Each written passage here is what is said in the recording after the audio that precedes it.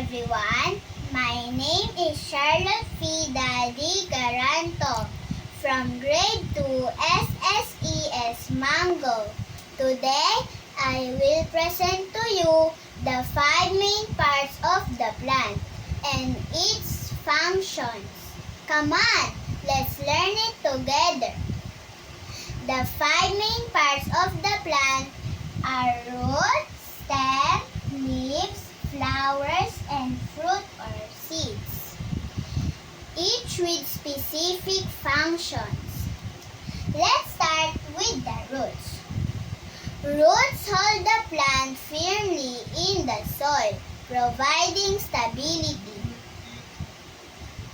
They absorb water and essential minerals from the soil. In some plants, roots also store food reserves for later use. Stems provide structural support for the leaves, flowers, and fruits. They act as a transport system, carrying water and nutrients from the roots to the other parts of the plant, and food from the leaves to the rest of the plant. Stems can also engage in photosynthesis or store food in certain plants. Leaves. The primary function of leaves is to capture sunlight and convert it along with water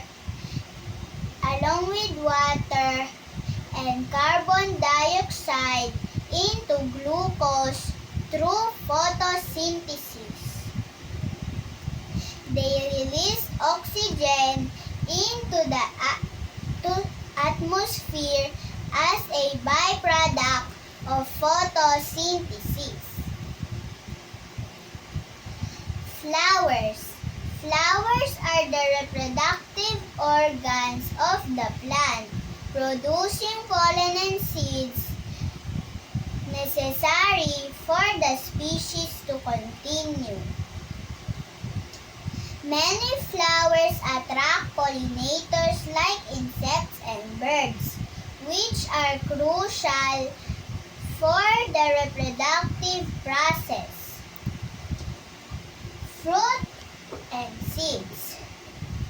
The fruit develops from the flower's ovary and serves to protect the seeds it contains. Fruits often attract animals to eat them, which helps to disperse the seeds to new locations for growth. Each seed contains the essential material to start a new plant, beginning the life cycle again. I hope you learned something. Thank you for listening. Bye!